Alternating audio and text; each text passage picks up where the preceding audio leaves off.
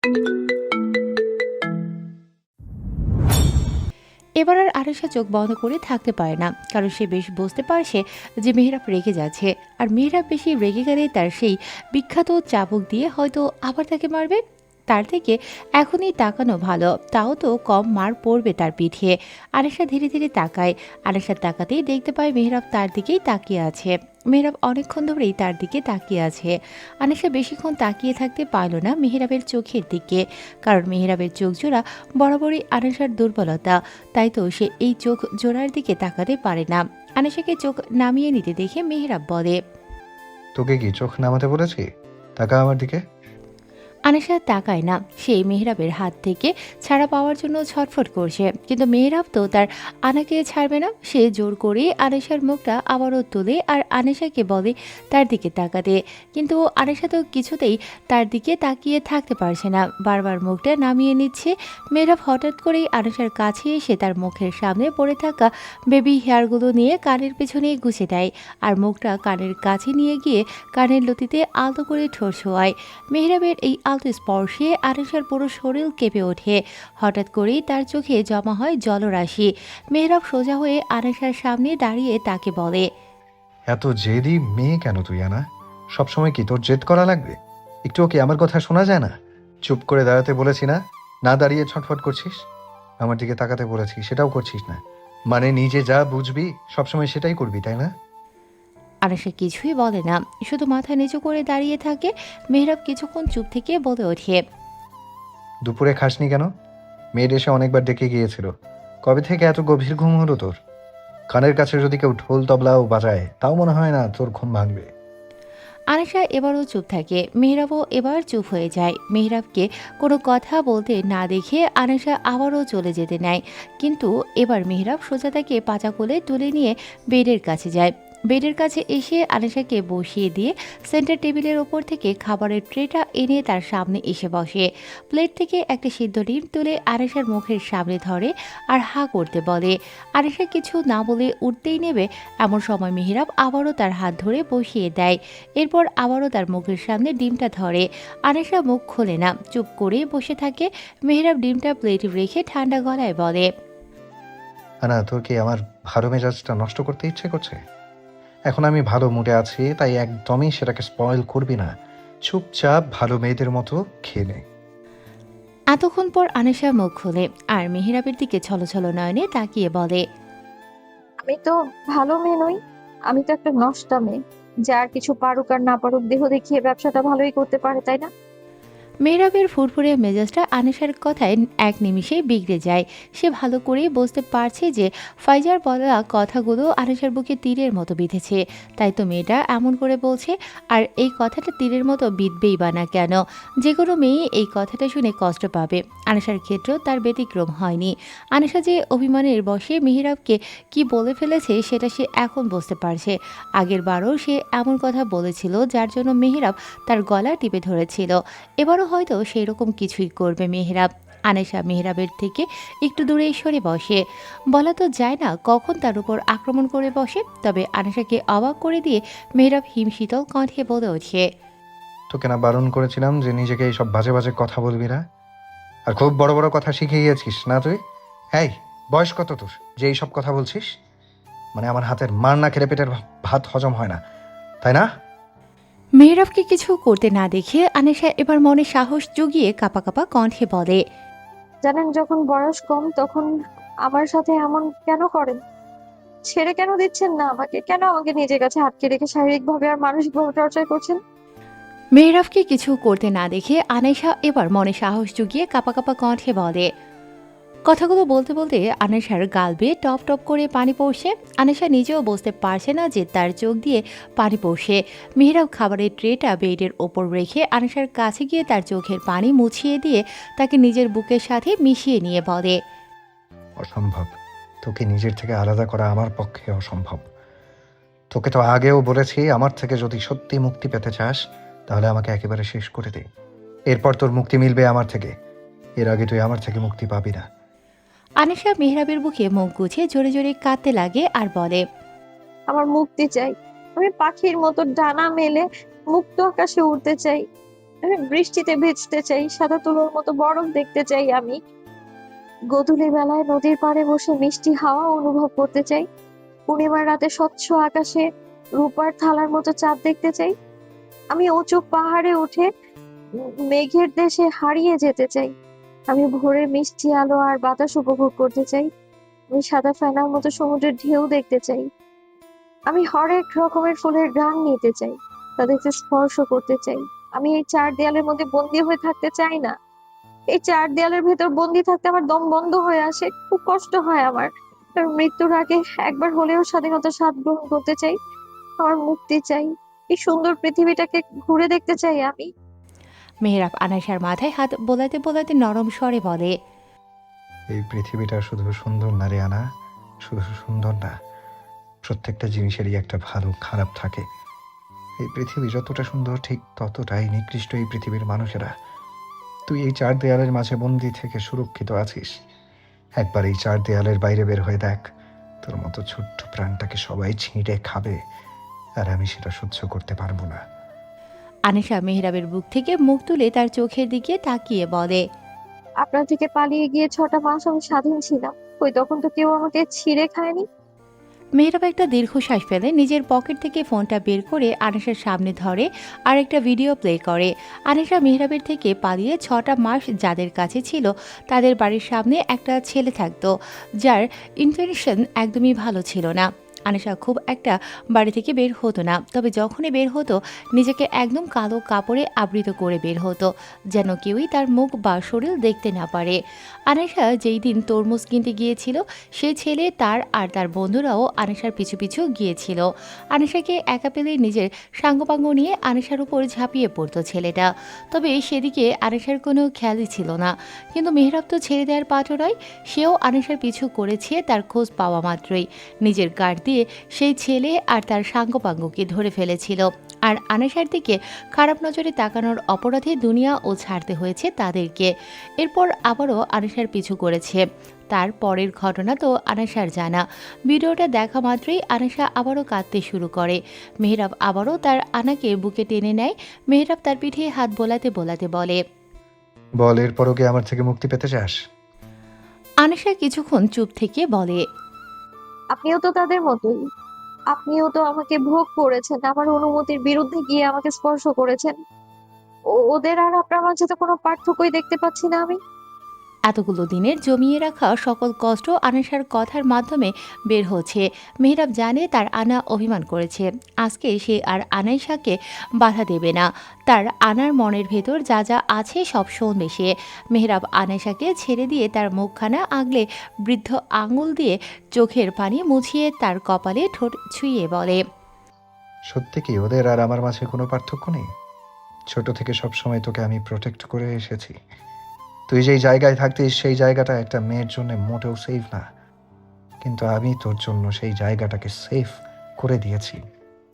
দিনরাত 24 ঘন্টা তোর উপর নজর রেখেছি, যেন কোনো ছেলের বাজে নজর তোর উপর না পড়ে। আর যদি তোর উপর কারো বাজে নজর পড়ে তাহলে পরদিনই এই দুনিয়ার মায়া ত্যাগ করেছে সে। তোকে ওইখান থেকে নিয়ে আসার 2 দিন আগে শিরিন তোকে চাবুক দিয়ে মেরে আধমরা করে দিয়েছিল। তুই জানিস শিরিনের এখন কি অবস্থা? জানে মেরে ফেলেছি ওকে। ওই শিরিন তোর গায়ে হাত তুলেছিল, ঠিক যতটা চাবুকের আঘাত ও তোকে করেছিল তার থেকেও বেশি চাবুকের আঘাত আমি ওকে করেছি। ও ভুলে গিয়েছিল যে আমি মেহরাব জেহরায়েল। ও আমার জিনিসকে আঘাত করে এত সহজে পার পেয়ে যাবে, এটা ওর ভুল ধারণা ছিল। আমি শিরিনকে সব সময় সাবধান করেছি তোর গায়ে যেন ও হাত না তোলে, তোকে যেন কোনো ছেলের সামনে যেতে না দেয়। এর বদলে যত টাকা লাগে আমি তাকে দেব। মাসে মাসে তোর যাবতীয় খরচের জন্য টাকা পাঠিয়ে দিয়েছি মাসের শুরুতেই, যেন কোনো অভাব তোকে স্পর্শ করতে না পারে। কিন্তু ওই শিরিন এতই লোভী ছিল যে তোর অধিকারের টাকাগুলো নিজে আত্মসাৎ করেছে। এই জন্য ওকে আমি অনেকবার সাবধানও করেছি, কত ভয় দেখিয়েছি, কিন্তু ওই মহিলা শোনেনি। আর শেষে তো আমার ধৈর্যের সীমাই পার করে গিয়েছিল ওই শিরিন। তোকে ওই মহিলা বাজারে উঠাতে চাইছিল। তুই জানিস আমি আমার ইম্পর্টেন্ট কাজ ছেড়ে শুধুমাত্র তোকে বাঁচানোর জন্য দেশে ছুটে এসেছিলাম, নিজের ক্ষতির কথা না ভেবে। আমি কোনোদিনও কোনো মেয়ের দিকে চোখ তুলে পর্যন্ত তাকাইনি, কারণ ছোটবেলা থেকে আমার টার্গেট শুধুমাত্র তুই ছিলি। কোনোদিনও কোনো মেয়ের প্রতি আমার ইন্টারেস্ট ছিল না। তুই ছিলি আমার নেশা। ছোট থেকে আমি জানি তুই আমার, শুধুই আমার। আর অন্য কেউ কেন আমার জিনিস দেখবে? কেন আমার জিনিসকে কষ্ট দেবে? আমার জিনিসকে কষ্ট দেওয়ার অধিকার যেমন আমার আছে, ঠিক তেমনই আগলে রাখার অধিকারও আছে। এরপরও বলবি যে ওদের সাথে আমার কোনো পার্থক্য নেই? আর তাছাড়াও তোর এখনো অনেক কিছুই জানা বাকি আছে। তাই নিজেকে আর কখনো এইভাবে ছোট করবি না, বাজে বাজে কথা বলবি না। আনিশা এতক্ষণ মনোযোগ দিয়ে মেহরাবের সব কথা শুনছিল। হঠাৎ করে আনিশা বলে ওঠে, আমার উপর প্রতিশোধ নিতে চান আপনি? তাহলে ছোট থেকে এত খেয়াল কেন রেখেছিলেন? মেহরাব আনিশার কথায় মৃদু হেসে বলে, কারণ তুই আমার, আর আমার জিনিসের খেয়ালটা আমি খুব ভালো করেই রাখতে পারি। মেহরাবের ব্যবহারে আজকে আনিশা বেশ অবাক হচ্ছে। কারণ সে আবেগের বশে পড়ে মেহরাবকে যা যা বলে ফেলেছে, তাতে তো মেহরাবের তাকে বাঁচিয়ে রাখার কথা ছিল না। কিন্তু মেহরাব তার সাথে কিছু না করে তাকে নিজের বুকে আগলে নিচ্ছে আর চোখের পানি মুছিয়ে দিচ্ছে। শান্ত মেজাজে তার সাথে কথা বলছে। মেহরাব আর কথা না বাড়িয়ে প্লেট থেকে ডিমটা নিয়ে আনিশার মুখের সামনে ধরে বলে, এখন চুপচাপ খেয়ে নে। আর তুই যেই যেই জায়গাতে যেতে চাচ্ছিস সব জায়গায় আমি তোকে নিয়ে যাব। সমুদ্র, পাহাড়, নদী সব কিছু দেখাবো তোকে। তোকে পাখির মতোই ছেড়ে দেব। কিন্তু এটা মনে রাখবি, পুরো দুনিয়া ঘুরে তোকে আমার বুকে ফিরে আসতে হবে। মেহরাবের কথা শুনে আনিশার হিসকি উঠতে শুরু করে। অনেকক্ষণ ধরে কান্না করেছে, যার ফলে হিসকি উঠছে। মেহরাব বেডসাইড টেবিল থেকে টিস্যু নিয়ে আনিশার মুখটা ভালো করে মুছিয়ে দিয়ে তাকে পানি দেয়। আনিশা ঢকঢক করে পুরো গ্লাসের পানি শেষ করে ফেলে। পানি খাওয়া শেষে মেহরাব আনিশার দিকে সিদ্ধ ডিমটা এগিয়ে দিয়ে বলে, আমি আর একটা কথাও শুনতে চাই না, চুপচাপ খাবারগুলো খেয়ে নে। আনাসাও আর কথা বাড়ায় না, চুপচাপ মেহরাবের হাত থেকে খেতে শুরু করে। মেহরাব এক এক করে ডিম, কিছু ফল আর ব্রাউন ব্রেড আনেশাকে খাইয়ে দেয়। মেহরাব দুধের গ্লাসটা হাতে নিতেই আনেশা চট করে বসা থেকে উঠে দাঁড়ায়। মেহরাব ভালো করেই জানে যে আনেশা একদমই দুধ খেতে পারে না, দুধের গন্ধে তার গা গোলায়। তাই মেহরাবও উঠে দাঁড়ায় আর দুধের গ্লাস নিয়ে আনেশার দিকে এগিয়ে আসে। আনেশা এক পা করে পেছাতে থাকে আর মেহরাবও এক পা করে তার দিকেই এগোচ্ছে। একটা সময় আনিশা নিজের ওড়নার সাথে পা বেঁধে পড়ে যেতে নিলেই মেহরাব তাকে খপ করে ধরে ফেলে। মেহরাব আনিশাকে ধরে বলে, দুধটা ভালো মেয়ের মতো খেয়ে নে। না, আমি খাবো না। দুধ খেলেই আমার বমি হয়ে যাবে। আমার দুধ একদমই পছন্দ না। বলে আনিশার নাক চেপে ধরে যেন দুধের গন্ধে তার নাক অবধি না পৌঁছয়। আমি জানি তোর দুধ ভালো লাগে না, কিন্তু ডক্টর বলেছেন দুধ খেতে। অনিয়ম করা একদমই আমার পছন্দ না। নাক চেপে ধরে খেয়ে নে। না না, আমি খাবো না। আমি সত্যি বলছি, দুধ খেলে বমি হয়ে যাবে আমার। হোক বমি, আমি আছি, খেয়ে নে। না খাওয়ার ধান্দা, তাই না? দুধ খেলে বমি হয়ে যদি বের হয়েই যায় তাহলে খাওয়ার কি মানে? আমি ছাড়ুন, আমি দুধ খাবো না। মেহরাব তো আনিশাকে ছাড়েই না, বরং আরও শক্ত করে চেপে ধরে আর দুধটা জোর করে খাইয়ে দেয়। খাওয়ানো শেষে মেহরাব তাকে ছেড়ে দেয়। দেখেছিস কেমন খেয়ে ফেললি? বমি হলো? তখনই আনিশার পেটের ভেতর কেমন পাক মারতে শুরু করে। আনিশার মুখে হাত চেপে ওয়াশরুমের দিকে দৌড় দেয়। ওয়াশরুমে যেতেই গড়গড় করে বমি করে সব খাবার বের করে দেয়। মেহরাবও আনিশার পিছু পিছু যায়। বমি করতে করতে আনিশার একদম নাজেহাল অবস্থা। মেহরাব পেছন থেকে আনিশাকে ধরে দাঁড়ায়। একেই তো দুর্বল শরীর, তার উপর বমি করে আরও বেশি দুর্বল লাগছে। বমি করা শেষে মেহরাব ভালো করে আনিশার হাত মুখ ধুয়ে দেয় আর কোলে নিয়ে বেরিয়ে শুইয়ে দেয়। আনিশা দুর্বল কণ্ঠে বলে, আমি বলেছিলাম না যে দুধ খেলেই আমার বমি হয়ে যায়? যতবারই দুধ খেয়েছি ততবারই বমি হয়েছে। মেহরাব আনেশার শিওরে বসে মাথায় হাত বোলাতে শুরু করে আর বলে, শরীর কি বেশি খারাপ লাগছে? বমি করে তো সব খাবার বের করে দিলি। অন্য কিছু খাবি? মেয়েটকে কিছু আনতে বলবো? আনেশা মাথা এদিক ওদিক করে বলে, না, তার কোনো দরকার নেই। আমি এখন কিছুই খাবো না, আমি একটু রেস্ট নেবো। ঠিক আছে, শুয়ে থাক তাহলে। আমার কিছু কাজ আছে, সেগুলো করে তোকে নিয়ে এক জায়গায় যাব। বলে মেহরাব আনেশার কপালে আলতো করে ঠোঁট ছুঁয়ে রুম থেকে বের হয়ে নিজের স্টাডি রুমে চলে যায়। মেহরাবের এই ছোট্ট ছোট্ট কেয়ারগুলো আনেশার কাছে খুব ভালো লাগছে। আনেশা মুচকি হেসে ব্ল্যাঙ্কেটটা আবারও গায়ে মুড়িয়ে ঘুমিয়ে যায়। ইনকল, কোনো খবর পেলে? স্যার, আমি মিস্টার নাবিলের ওপর সবসময় নজর রাখছি, কিন্তু এখনও অবধি সন্দেহজনক কিছুই উনি করেননি। কাউকে ফোন অবধি করেননি। পেশেন্ট আর মেয়েকে নিয়েই ব্যস্ত আছেন। আচ্ছা, ও আর একটা কথা, জি স্যার, বলুন। কোনো পেশেন্টের সাথে কেউ দেখা করতে আসলে তাদের হাতগুলো একটু চেক করো, মানে বাঁ হাতটা। দেখবে সেখানে কোনো কাটা দাগ আছে নাকি। দাগটা 4 ইঞ্চির মতো হতে পারে। ঠিক আছে স্যার, আমি নজর রাখবো। মেহরাব ফোনটা কেটে দিয়ে ল্যাপটপটা সামনে নিয়ে বসে নিজের রুমের সিসিটিভি ক্যামেরাটা অন করে। আনিশা নিশ্চিন্তে ব্ল্যাঙ্কেটের তলে ঘুমোচ্ছে। আনিশাকে দেখে মেহরাব ফিক করে হেসে দেয়। কতটা আদরে লাগছে তার আনাকে। গালগুলো একদম ফোলা ফোলা লাগছে, নাকের ডগাটা লাল হয়ে আছে। আনিশাকে দেখে তার হার্টবিট আবারও ফাস্ট হয়ে যায়। মনের ভেতর এক অজানা অনুভূতি কাজ করছে। এমন অনুভূতি তার আগেও হয়েছে, আজ থেকে 8 বছর আগে। তখন মেহরাবের বয়স ছিল 20 বছর আর আনিশার 10। মেহরাব প্রায় আনিশাকে দেখতে যেত, তবে লুকিয়ে লুকিয়ে, যেন আনিশা বা কেউই তাকে দেখতে না পায়। এমনকি মিস্টার নাবিলও জানতেন না যে মেহরাব লুকিয়ে লুকিয়ে আনিশাকে দেখতে যায়। বিষয়টা একান্ত মেহরাবের মধ্যেই সীমাবদ্ধ ছিল। মাসে 4 বার করে আনিশাকে নিজ চোখে দেখতে যেত মেহরাব। সে যত কাজই থাকতো না কেন, মেহরাবের অন্যান্য গুরুত্বপূর্ণ কাজের থেকেও বেশি গুরুত্বপূর্ণ কাজ ছিল আনিশাকে নিজের চোখে একবার দেখা। আনিশাকে লুকিয়ে লুকিয়ে দেখার ভেতর সে যেন একটা শাঁত পেত। এরকমই একদিন মেহরাব আনিশাকে লুকিয়ে লুকিয়ে দেখতে যায়। সেদিন খুব বৃষ্টি হচ্ছিল। আনিশা বৃষ্টি দেখলেই নিজেকে আর সামলাতে পারে না, কারণ বৃষ্টি তার খুব পছন্দ। তবে শিরিন কখনোই তাকে বৃষ্টিতে ভিজতে দিতে চাইতো না। তাই আনিশা পালিয়ে এসে বৃষ্টিতে ভিজছিল, যেটা মেহরাব গাড়িতে বসে দেখে ফেলে।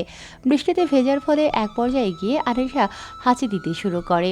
মেহরাবের আর বুঝতে বাকি থাকে না যে আনিশার ঠান্ডা লেগে গিয়েছে, হয়তো জ্বরও আসতে পারে। তাই মেহরাব তাড়াতাড়ি করে গাড়ি থেকে ছাতাটা নিয়ে বের হয়ে আনিশার কাছে যায়। ছাতাটা আনিশার মাথার উপর ধরে একটা ধমক দিয়ে বলে, এই মেয়ে, বৃষ্টিতে এভাবে ভিজছিস কেন? ঠান্ডা লেগে গিয়েছে, দেখছিস হাঁচি থামছে এরা। এবার তো মনে হয় জ্বরও আসবে। বৃষ্টির সময় বাইরে কেন বের হয়েছিস? মেহরাবের ধমক শুনে ছোট আনিশা ঠোঁট ফুলিয়ে কাঁদতে লাগে। মেহরাব তাকে থামানোর জন্য বলে, এই, কাঁদছিস কেন তুই? হ্যাঁ, আমি কি এমন বলেছি যে কাঁদতে হবে? ভালো কথাই তো বলেছি। যা বাড়ি যা, এখানে ভিজলে শরীর আরো খারাপ করবে। এই ছাতাটা নিয়ে চলে যা। আনিশা তাও কেঁদেই যাচ্ছে। মেহরাব পড়েছে আচ্ছা বিপদে। মেহরাব আনিশার সামনে হাঁটু গেড়ে বলে, কি হলো, এখনো কেন কাঁদছিস? কি বললাম তোকে, বাড়ি যা। তখনই আনিশাকে খুঁজতে খুঁজতে সেই মহিলা চলে আসে যাকে মেহরাব আনিশার খেয়াল রাখার জন্য রেখেছিল। মহিলাটি এসেই আনিশার কান্না থামানোর চেষ্টা করে। মহিলাটিকে দেখে মেহরাব উঠে দাঁড়ায়। মহিলাটি মেহরাবকে দেখেই বলে ওঠে, স্যার আপনি ওর ভালো করে খেয়াল রাখতে বলেছিলাম আপনাকে। বৃষ্টিতে এসে ভিজছিল, হাঁচিও দিচ্ছিল। আপনি থাকা সত্ত্বেও বাইরে কিভাবে বের হয় ও? আপনাকে না বলেছিলাম ও যেন বাইরে বের না হয়?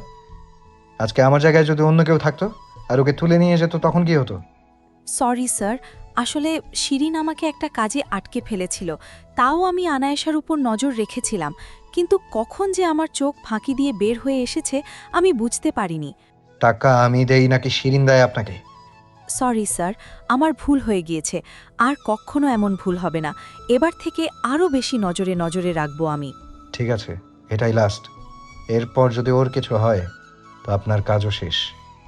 জি স্যার, এবার আমি আমার সবটুকু দিয়ে চেষ্টা করব। এবার ওকে নিয়ে তাড়াতাড়ি যান। জ্বর উঠে যাবে মনে হয়, চোখগুলো কেমন ছলো ছলো করছে। বলে মেহরাব আবারও আনিশার সামনে হাঁটু মুড়ে বলে, এখন ওনার সাথে যা। এরপর যদি দেখেছি যে তুই বৃষ্টিতে ভিজেছিস তো ঠ্যাং ভেঙে ঘরে ফেলে রাখবো, বলে দিলাম। এরপর মেহরাব আনিশার চোখের পানি মুছে দিয়ে পকেট থেকে একটা বড় চকলেট বের করে আনিশার হাতে দেয়। সে যখনই আনিশার সাথে দেখা করতে আসে সাথে করে একটা চকলেট নিয়ে আসে, কিন্তু কখনোই তাকে দেওয়া হয়ে ওঠে না। তবে আজকে যখন সুযোগ পেয়েছে তখন চকলেটটা আনিশার হাতে গুজিয়ে সেখান থেকে চলে যায়। আর একটা মুহূর্ত সেখানে থাকলে মেহরাব নিজেকে ঠিক রাখতে পারবে না। আনিশাকে দেখেই তার হার্টবিট ফাস্ট হয়ে গিয়েছে। মেহরাব তাড়াতাড়ি গাড়িতে উঠে ড্রাইভ করে সেখান থেকে চলে যায়।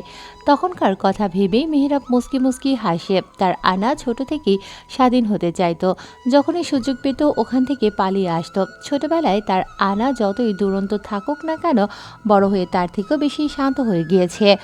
মেহরাব ক্লায়েন্টের সাথে মিটিং শেষে ল্যাপটপটা বন্ধ করে বের হয়ে আসে তার স্টাডি রুম থেকে। পা বাড়ায় নিজের রুমের দিকে। রুমে আসতেই দেখতে পায় ঘড়ির কাঁটায় রাত 12টা বাজতে আর কিছু সময়ই বাকি আছে। বেডের ওপর চোখ যেতেই দেখতে পায় আনিশা ছোট্ট বিড়াল ছানার মতো ঘাপটি মেরে ব্ল্যাঙ্কেটের তলে ঘুমিয়ে আছে। কাজ করতে করতে মেহরাবের খেয়ালই ছিল না যে আনেশাকে রাতের খাবার দিতে হবে। রোমে আসার আগে মেয়েটকে বলে এসেছিল তার আর আনেশার খাবারটা যেন রোমে দিয়ে যায়। মেহরাব আনেশার কাছে গিয়ে তাকে ডাকতে থাকে। কিছুক্ষণ ডাকার পর আনেশার আড়মোড়া দিয়ে উঠে বসে। যা ফ্রেশ হয়ে আয়, খাবার খেয়ে একটা জায়গায় নিয়ে যাবো তোকে। আনেশা থ মেরে বসে আছে, উঠতে মনই চাইছে না, তাও ধীরে ধীরে উঠে ওয়াশরুমে গিয়ে ফ্রেশ হয়। ফ্রেশ হয়ে রুমে আসতেই দেখতে পায় মেহরাব খাবারের প্লেট নিয়ে তার জন্যই অপেক্ষা করছে। আনেশা গুটি গুটি পায়ে মেহরাবের থেকে কিছুটা দূরত্ব বজায় রেখে বেডের ওপর গিয়ে বসে। মেহরাব এটা দেখে আনেশাকে বলে, এত দূরে দূরে বসেছিস কেন? কাছে আয়, খাইয়ে দেই। আনেশা তড়িৎ গতিতে বলে ওঠে। না না, আমি একা খেতে পারবো, আমাকে দিন। বলেই হাত বাড়ায় মেহরাবের থেকে প্লেটটা নেয়ার জন্য, কিন্তু মেহরাব প্লেট না দিয়ে উল্টো আনিশার হাত ধরে টেনে নিজের কাছে নিয়ে আসে আর তাড়াতাড়ি করে এক লোকমা ভাত তার মুখে তুলে দেয়। হঠাৎই এমন হওয়ায় আনিশা একটু ভ্যাবাচাকা খেয়ে যায়। সে মেহরাবের দিকে অবাক দৃষ্টিতে তাকায়। মেহরাব তখন বলে, আমাকে দেখার অনেক সময় পাবি, এখন তাড়াতাড়ি খেয়ে নে, 12টা বেজে যাচ্ছে। আনাশাও চুপচাপ খেয়ে নেয় মাথা নিচু করে। মেহরাব আনাশাকে বড় বড় খাবারের লোকমা দিচ্ছে, যা শেষ করতে আনাশার বেশ কষ্ট হচ্ছে। তাই আনাশা বলে, এত বড় বড় লোকমা কেন দিচ্ছেন? আমি তো গিলতেই পারছি না, একটু ছোট ছোট করে দিন। মেহরাব গম্ভীর স্বরে বলে, কেন, তুই কি পাখির বাচ্চা যে তোকে ছোট ছোট লোকমা দেব? আমার হাতে খেতে গেলে এইভাবেই খেতে হবে। নে, হাঁ কর। আমি আর খাবো না, পেট ভরে গিয়েছে। মার খাবি, এখনো প্লেটের অর্ধেক খাবারই পড়ে আছে। এইটুকু করে খাস দেখেই প্রেশার লো। বেশি কথা না বলে হাঁ কর। না, আমি খাবো না। ভালো করে বলছি বলে আমার কথা আমলে নিচ্ছিস না। বেত দিয়ে পিটিয়ে পিটিয়ে খাওয়াবো নাকি তোকে? ঠিক আছে, কালকে থেকে একটা বড় বেত নিয়ে বসবো তোকে খাওয়ানোর সময়। যা মন চায় তাই করুন, কিন্তু আমি সত্যি আর খেতে পারবো না। আমাকে আর জোর করবে না প্লিজ। খেতে তো হবেই তোকে। আমি খাবো না আর। আর খেলে পেট ফেটে যাবে আমার। সব তো তোর পছন্দের খাবার আছে, খেতে কি সমস্যা? অল্প অল্প খেয়ে খেয়ে পেটটা চড়ুই পাখির মতো বানিয়ে ফেলেছিস। অর্ধেক খেয়ে আর খেতে পারছিস না। আনেশা কিছুই বলে না। মেহরাব তাকে আর জোর করে না। সে আনেশার প্লেটেই ভাত মাখিয়ে খেতে শুরু করে। এটা দেখে আনেশা বেশ অবাক হয়ে যায়। মেহরাব তার এটো খাচ্ছে, এ যেন অষ্টম আশ্চর্যের বিষয়। আনেশার চোখ তো কপালে ওঠার উপক্রম। মেহরাব আনেশাকে তার দিকে তাকিয়ে থাকতে দেখে বলে ওঠে, তাকিয়ে আছিস কেন? এখন আমাকেও কি শান্তিতে খেতে দিবি না? মেহরাবের কথা শুনে আনেশা নিজেকে সামলিয়ে অন্যদিকে তাকায়। মেহরাব আবার খেয়ে তাড়াতাড়ি হাত ধুয়ে এসে আনেশার হাতটা নিজের হাতের মাঝে নিয়ে রুফটপের দিকে এগিয়ে যায়। আনেশা তো বুঝতে পারছে না যে মেহরাব তাকে ঠিক কোথায় নিয়ে যাচ্ছে। আনেশা কৌতূহলের বশে মেহরাবকে জিজ্ঞেস করে বসে, আচ্ছা, আমাকে কোথায় নিয়ে যাচ্ছেন? তোর একটা ইচ্ছে পূরণ করতে। আনেশা বুঝতে পারে না যে মেহরাব তার কোন ইচ্ছে পূরণ করতে নিয়ে যাচ্ছে। মেহরাব আনেশার হাতটা আলতো করে ধরে সিঁড়ি বেয়ে উপরে উঠতে লাগলো। সিঁড়ির শেষ মাথায় একটা লোহার দরজা আছে। মেহরাব দরজা খোলার আগে আনেশার চোখখানা একটা নরম মোলায়েম কাপড় দিয়ে বেঁধে দেয়। এরপর দরজাটা ধীর করে ঠেলে খুলে ফেলে। দরজা খুলতেই একটা শীতল হাওয়া এসে দুজনের শরীর ছুঁয়ে গেল।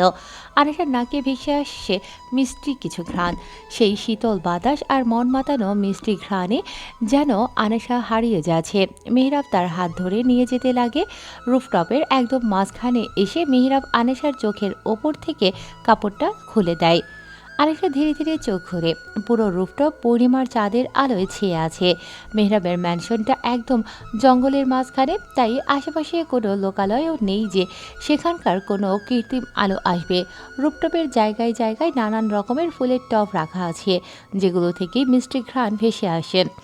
সামনে একটা দোলনাও রাখা আছে, যেটা ও সাদা আর টকটকে লাল গোলাপের মিশেলে মোড়ানো। মেহরাব আনেশার হাতটা আবারও আলতো করে ধরে দোলনার দিকে এগিয়ে যায়। মেহরাব আনেশাকে দোলনায় বসিয়ে নিজেও বসে পড়ে তার পাশে। তুই পূর্ণিমার চাঁদ দেখতে চেয়েছিলি না, তাই তোর ইচ্ছাটা পূরণ করলাম। মেহরাবের কথায় আনেশার চোখগুলো ঘোলাটে হয়ে আসে। মেহরাব তার ইচ্ছে পূরণ করেছে, যেটা ভাবতেই মনের ভেতর একটা ভালো লাগা কাজ করছে। কি হলো, কিছু বলছিস না যে? কেমন লাগলো? রুফটপটা স্পেশালি তোর জন্যই সাজিয়েছি, পছন্দ হয়নি? আনিশা কিছুই বলতে পারছে না, এতটা আবেগী হয়ে গিয়েছে সে।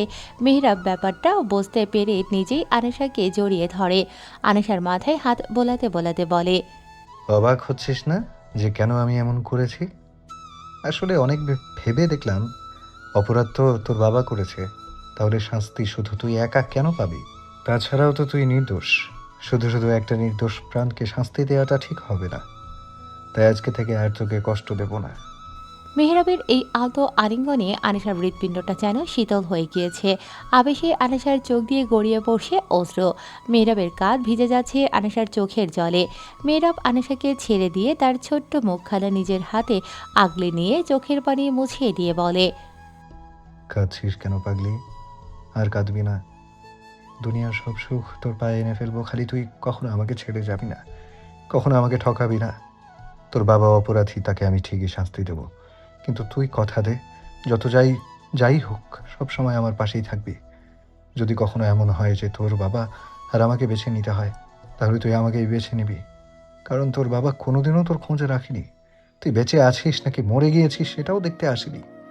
আমি তোর খেয়াল রেখেছি সব সময়। বল না, না, তুই সব সময় আমাকে বেছে নিবি, বল। আনিশার চোখগুলো ছলছল করছে। সে বিশ্বাসই করতে পারছে না যে মেহরাব তাকে এইসব বলছে। বল না, না, বল। আনিশার মাথা উপর নিচ করে তার জবাব দিয়ে দেয়। মেহরাব আবারও তার আনাকে জড়িয়ে ধরে। মেহরাব তাকে জড়িয়ে ধরেই বলে, তোর সব ইচ্ছা আমি পূরণ করবো, আনা। শুধু তুই আমার হয়ে থাক, কখনো আমাকে ছেড়ে যাবি না। তুই ছাড়া আর আমার কেউ নেই। আনিশাও এবার মেহরাবকে জড়িয়ে ধরে বলে। কখনো আপনাকে ছেড়ে যাব না আমি। মেহরাব আনিশাকে জড়িয়ে ধরে সেদিনের কথা ভাবতে থাকে। স্যার, একটা কথা বলতাম, যদি আপনি অনুমতি দেন তো। মেহরাব মুখের ওপর ফাইল নিয়ে রাজবাড়ি কণ্ঠে বলে, বলো। বলছিলাম যে স্যার, একটা নির্দোষ মেয়েকে শুধু শুধু কষ্ট দেওয়ার কি ঠিক হচ্ছে? জাহিদ বেশ ভয়ে ভয়ে কথাগুলো মেহরাবকে বলে, কারণ সে জানে মেহরাব কতটা রাগী আর উগ্র স্বভাবের। কিন্তু জাহিদ ও আর চুপ থাকতে পারেনি আনিশার কষ্টগুলো দেখে, তাই মুখ খুলেই ফেলল। মেহরাব কিছু ফাইল চেক করছিল। জাহিদের কথা শুনে মেহরাব মুখের ওপর থেকে ফাইলটা সরিয়ে তার দিকে খুব শীতল চাহনিতে তাকালো।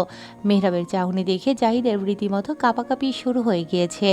জাহিদ পরিস্থিতি সামাল দিতে বলে ওঠে, সরি স্যার, আমি আর কখনোই এই টপিক নিয়ে কথা বলবো না।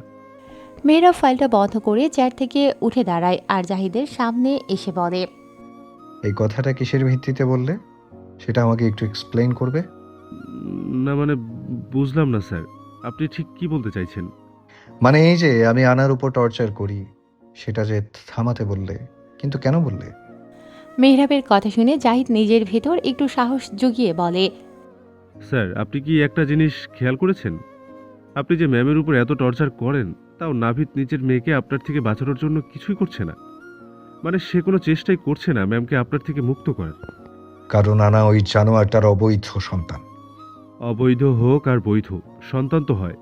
নিজের সন্তানের বিপদে কি কোনো বাবার বুক কাঁপবে না? এতটাই পাষাণ লোকটা। মেহরাব একটা দীর্ঘশ্বাস ফেলে বলে, হুম, তুমি তো ওই জানোয়ারটাকে কাছ থেকে দেখোনি। ও যে কতটা পাষাণ সেটা শুধু আমি জানি।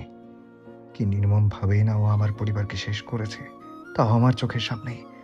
আর তাছাড়া ওর মতো পাষাণের মনে মায়া ভালোবাসা কিছুই নেই। তাই হয়তো আনার প্রতি ওর কোনো দায়িত্বও নেই। বলতে বলতে মেহরাবের চোখ জোড়া লাল বর্ণ ধারণ করে। জাহিদ মেহরাবের কথার পিঠে বলে, সেটাই তো স্যার, আপনি ম্যামকে এনেছেন, তাকে কষ্ট দিচ্ছেন। কেন নাভিদকে বাইরে বের করার জন্য, তাকে প্রিয়জন হারানোর কষ্ট দেওয়ার জন্য। উনি তো দিব্যি আছেন।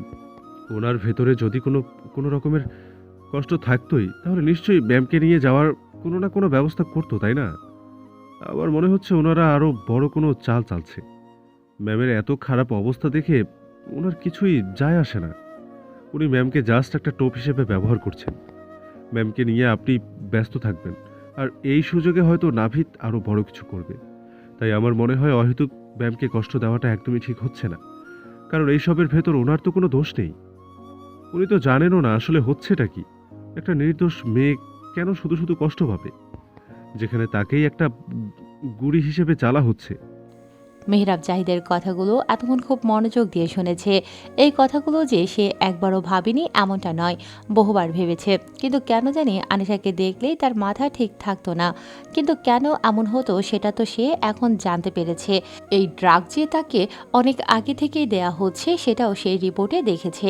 আর এটা যে ফাইজার কাজ সেটাও সে বুঝতে পেরেছে। কিন্তু আসলে কি এই কাজ ফাইজার, সেটা মেহরাব জানে না। সে তো সন্দেহ করেছে কিন্তু কোনো ক্লু তো এখনো অবধি পাচ্ছে না। আর মেহরাব চায় না কোনো প্রমাণের অভাবে নিজের কাছের মানুষকে অবিশ্বাস করতে। জাহিদের কথায় মেহরাব কল্পনার জগৎ থেকে বাস্তবে ফেরে। স্যার কি ভাবছেন? দেখুন, আমি যেগুলো বললাম সেগুলোর একটা উনি কিন্তু উড়িয়ে দেওয়ার মতো নয়। এতদিন আপনি একটা ভুল ধারণা নিয়ে চলেছেন, আর নাভিদও হয়তো এটাই চায়। আপনি ভুল নিয়ে ধোঁয়াশার ভেতরে থাকুন, আর সেই সুযোগে নাভিদ নিজের কাজ ঠিকই চালিয়ে যাবে। তুমি যে কথাগুলো বলছো সেগুলোর যুক্তি আছে? সত্যি যদি ওই জানোয়ারটা আনাকে টোপ হিসেবে ব্যবহার করে, তাহলে সে খুশি হয় আনার উপর আমার করা টর্চারগুলো দেখে। জি স্যার, আপনি একদম ঠিকই ধরেছেন। এই কথাগুলো আমি অনেক আগে থেকে আপনাকে বলতে চাইছিলাম, কিন্তু বলা হয়ে ওঠেনি। সব দিক ভেবে দেখলে ব্যাপারটা এটাই দাঁড়ায়। আচ্ছা, তুমি এখন আসতে পারো। মেহরাবের কথা শুনে জাহিদও রুম থেকে বের হয়ে যায়। মেহরাব আবারও নিজের চেয়ারে গিয়ে বসে আর জাহিদের কথাগুলো মন দিয়ে ভাবতে থাকে। শুরু থেকে আজ অবধি যা যা হয়েছে সবটা সে ভাবতে লাগে। কিছুক্ষণ ভাবার পর মেহরাবের একটা কথাই মাথায় আসে। যেদিন মেহরাব আনিশাকে নিয়ে হসপিটাল থেকে পালিয়েছিল সেদিনের কথা তার মনে পড়ে যায়। হসপিটাল থেকে একটা বাচ্চা চুরি করা মোটেও সহজ নয়, তাও আবার এতটা কড়া সিকিউরিটির মধ্য দিয়ে তো অসম্ভব। কিন্তু সেদিন মেহরাব অনায়াসে আনিশাকে হসপিটাল থেকে নিয়ে পালিয়েছিল। তার মানে কি সত্যি সত্যি এগুলো সবই নাভিদের চাল ছিল? নাভিদই চাইছিল যে মেহরাবই আনিশাকে নিজের কাছে নিয়ে যাক আর প্রতিশোধের নেশায় অন্ধ হয়ে তার ওপর অমানবিক নির্যাতন শুরু করুক। আর সেই সুযোগে সে নিজের চাল চালবে। মেহরাব আর ভাবতে পারল না। সে উঠে নিজের রুমে চলে গেল। রুমে গিয়ে ওয়াশরুমে ঢুকে পড়ল। মাথাটা বেশ ঝিমঝিম করছে তার। এত এত প্রেশার যাচ্ছে তার উপর যে মাথাটা ঝিমঝিম করবে সেটাই স্বাভাবিক। ফ্রেশ হয়ে ওয়াশরুম থেকে বের হতেই চোখ পড়ে বেডের উপর। আনিশা বেডের ওপর ঘুমিয়ে আছে। মেহরাব ধীর পায়ে তার আনার কাছে যায়। মেহরাব গিয়ে আনিশার শিওরে বসে পড়ে। কপালে হাত দিয়ে দেখে জ্বর নেমেছে কিনা। জ্বর এখনও নামেনি। জ্বরে জড়িয়ে মেয়েটার গাল আর নাকের ডগা লাল হয়ে আছে। মেহরাব আলতো হাতে আনিশার কপালটা ম্যাসেজ করে দেয়। ইদানিং আনিশার কাছে এলেই তার ভেতর শান্ত হয়ে যায়। মন চায় সবসময় আনিশার কাছাকাছি থাকতে। মেহরাবও খুব ভাবল, সত্যিই তো আনিশার কোনো দোষ নেই, সে তো নির্দোষ। যা দোষ করেছে ওই নাবিদ করেছে। তাহলে তার করা অপরাধের শাস্তি আনিশাকে কেন পাবে? আনিশাকে জড়িয়ে ধরে মেহরাব সেদিনের কথাগুলো ভাবছিল। মেহরাব আনিশাকে ছেড়ে দিয়ে বলে, আনা, চল রুমে। এখানে ঠান্ডা বাতাস হচ্ছে, ঠান্ডা লেগে যাবে তোর। আনিশা তৎক্ষণাৎ বলে ওঠে, না, আর একটু বসে এখানে, কত সুন্দর চাঁদ, যেতেই ইচ্ছে করছে না আমার। প্লিজ আর একটু থাকি না। না, থাকা যাবে না। একদিনও হয়নি জ্বর ঠিক হয়েছে, আবারও কি জ্বর বাঁধানোর ধান্দা? জ্বর বাদলে তো ভালোই হবে, আপনার সেবা যত্নগুলো তো পাবো। কথাগুলো আনিশা খুব আস্তে বলে, তাই মেহরাব শুনতে পায় না। তবে আন্দাজ করতে পারে যে আনিশা কিছু একটা বলেছে, তাই মেহরাব বলে, কি বললি? শুনতে পেলাম না। কিছুই বলিনি, আপনি একটু বেশিই শুনেছেন।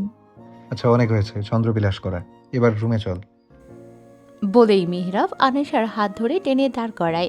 আনিশা মেহরাবের থেকে নিজের হাতটা ছাড়িয়ে নিয়ে আবারও বসে পড়ে দোলনায় আর গাল ফুলিয়ে বলে, আমি যাবো না, এখানেই থাকবো। আপনার যাওয়ার হলে আপনি যান, সব সময় তো ঘরেই বন্দি করে রাখেন। তাও যদি রুমে একটু রংচং থাকতো না। তা না, পুরো কালো করে রেখেছে। ভালো লাগে না আমার, কালো রং দেখতে দেখতে চোখ নষ্ট হয়ে গেল আমার। আনিশাকে গাল ফুলিয়ে কথাগুলো বলতে দেখে মেহরাবের কাছে তাকে অনেক কিউট লাগছে। তাই মেহরাব আনিশার দিকে একটু ঝুঁকে তার ফোলা ফোলা গালে বেশ কয়েকটা চুমু খেয়ে নেয়। আনিশা একদম অবাক হয়ে যায়। সে মেহরাবের দিকে তাকায় আর দেখে মেহরাব তার দিকেই তাকিয়ে থেকে হাসে। আনিশা তাড়াতাড়ি নিজের চোখ নামিয়ে নেয়। মেহরাব আনিশার মুখটা তুলে বলে, রুমে চল, এখানে অনেক ঠান্ডা বাতাস হচ্ছে, আর বেশ রাতও হয়ে গিয়েছে। এত রাতে ছাদে থাকা ভালো না। বলা তো যায় না, তারা যদি চলে আসে, ওরা যদি এসে আমার আনা নিয়ে যায়, তখন আমার কি হবে? এমনিতেই আমার আনা অনেক কিউট। মেহরাবের মুখে তারা আসবে শুনে আনিশা কিছু বুঝতে পারে না। তাই সে কৌতূহলী দৃষ্টি নিয়ে মেহরাবের দিকে তাকিয়ে আছে। তখন মেহরাব বলে, বুঝতে পারছিস না? তুই তো ওদেরকে অনেক ভয় পাস। আনেশা অবুঝের মতো প্রশ্ন করে বলে, কাদের কথা বলছেন আপনি? কারা আসবে আর আমাকে এবার কেন তুলে নিয়ে যাবে?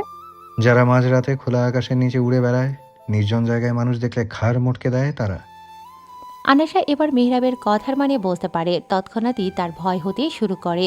মেহরাব আনেশার থেকে সরে এসে বলে, তুই যাবি না তাই না?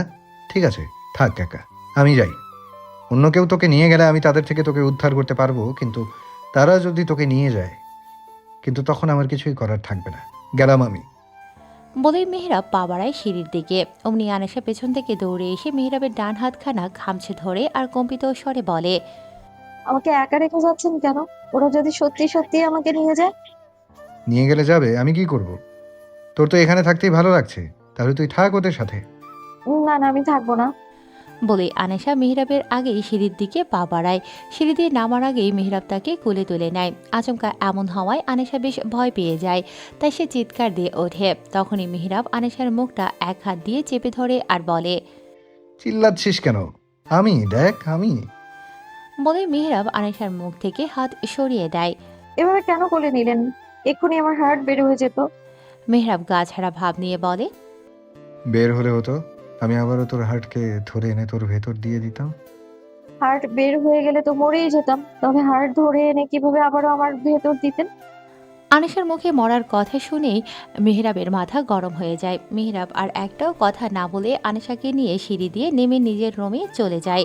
রুমে এসেই আনেশাকে কোল থেকে নামিয়ে বেডের ওপর গিয়ে উপর হয়ে শুয়ে পড়ে। আনেশা মেহরাবের কাণ্ড দেখে অবাক হয়ে যায়। কিছুক্ষণ সেই জায়গায় দাঁড়িয়ে থেকে আনেশা রুমের লাইট অফ করে চলে যেতে নেবে, তখনই মেহরাব পেছন থেকে ডেকে ওঠে। আনেশা মেহরাবের ডাক শুনে পেছন ফিরে তাকায়। কোথায় যাচ্ছিস? আমার কাছে আয়। আপনি ঘুমোবেন না, তাই অন্য রুমে যাচ্ছি। তোকে কতদিন বলার আগে যে আমার তোকে ছাড়া ঘুম আসে না? আমার কাছে আয় জলদি। আনেশাও আর কথা বাড়ায় না, বেডের অপর পাশে গিয়ে বসে পড়ে। আনেশা বসার সাথে সাথে মেহরাব টেনে তাকে নিজের কাছে নিয়ে আসে আর তাকে জড়িয়ে ধরে বলে, তোকে না আগেও বলেছি মরার কথা বলবি না, তাও একই কথা কেন বলিস? আমি আমি আর বলবো না, এখন ছাড়ুন আমায়। না, ছাড়বো না। মাথায় হাত বুলিয়ে দে, আমি ঘুমাবো। তাড়াতাড়ি দে। আনেশা মেহরাবের মাথায় হাত বোলাচ্ছে না দেখে মেহরাব নিজেই আনেশার হাত মাথার উপর রেখে আবারও বলে, তুই আজকে অনেক ঘুমিয়েছিস, এখন আমি ঘুমাবো, তাই আমার মাথায় হাত বোলা। এখন এটাই তোর কাজ? আনেশা তাও হাত বোলায় না। মেহরাব চোখ খুলে আনেশার দিকে তাকায় আর বলে, আনা, কি বললাম? মাথায় হাত বোলা? আচ্ছা জেদি মেয়ে তো তুই। আমার কথা শুনতে শুনতে কি হয়? আনেশা কিছুই বলে না। মেহরাব আবারও বলে, আমাকে যদি আজকে ঘুমাতে না দিস তাহলে কালকে তোর বাইরে যাওয়া ক্যান্সেল। এবার আনেশা মুখ খুলে সে বলে, মানে? কালকে তোকে একটা জায়গায় নিয়ে যাব। কোথায় নিয়ে যাব সেটা বলবো না। যদি মাথায় হাত বুলিয়ে দিস তাহলেই বাইরে যেতে পারবি, না হলে নয়। বাইরে যাওয়ার কথা শোনা মাত্রই আনিশা খুশির ডাকিকে সে আর কথা না বলে মেহরাবের মাথায় হাত বোলাতেই শুরু করে, কারণ অনেকদিন পর সে আবারও বাইরের আলো বাতাস দেখবে। ঘড়ির কাঁটায় এখন বিকেল 5টা বাজছে। আনিশা ড্রেসিং টেবিলের সামনে দাঁড়িয়ে চুল ঠিক করছে। মেহরাব রুমে ঢুকেই কিছু না বলে আনিশার কাছে যায় আর তার হাত নিজের হাতের ভাঁজে শক্ত করে ধরে সিঁড়ি দিয়ে নিচে নামতে লাগে।